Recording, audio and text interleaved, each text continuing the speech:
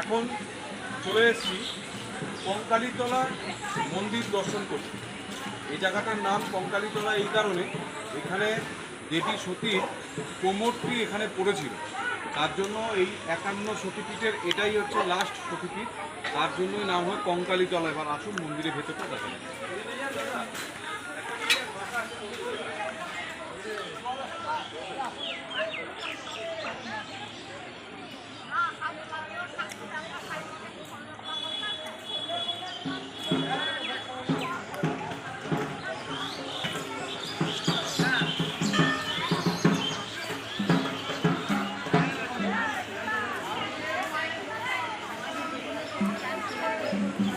এখানেই দাঁড়ান।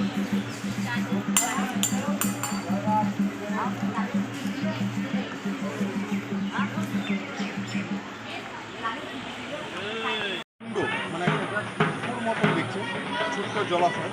আমি দেখানোর চেষ্টা করছি মন্দিরের ঠিক পাশেই এখানে লেখা আছে, এই পুকুরটাতেই নাকি দেবীর অঙ্গটা পড়েছিল, তার জন্য বলা হয় শান্তির পুকুর। এই পুকুরের জল হিসাবে ব্যবহার করা হয়, আর বছরে একবার এই পুকুর থেকে ওই দেবী মায়ের কাঁঠাল অর্থাৎ কোমরের কঙ্কালটা তোলা হয় এবং পুজো করে আবার পুকুরে পুনরুদ্ধার করা হয়।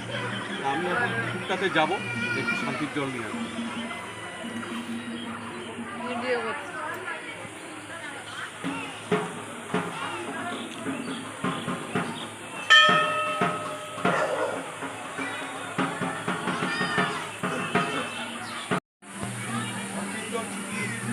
এবার অডিয়েন্স যারা দেখবে আমার ভিডিও যারা দেখেন তাদের ভিতরেও একটু জল, আশা করি আপনাদের সবার মনস্কামনা পূরণ হবে।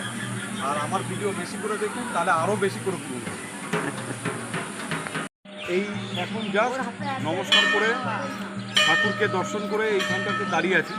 এই মন্দিরটার ভেতরে যে কোনো মন্দিরের গর্ভগৃহে কোনো ভিডিও বা ফটো তোলা যায় না, সেই জন্য ওটা শুধু যাওয়া পর্যন্ত রেখেছিলাম। আর এই যে হচ্ছে একটা বট গাছ, এখানে বিভিন্ন রকম দড়ি গিট ঝোলানো আছে। এখানে ধরুন যে কোনো মানুষ আসে তাদের মনস্কামনা পূরণ করার জন্য এখানে এগুলো বাঁধে।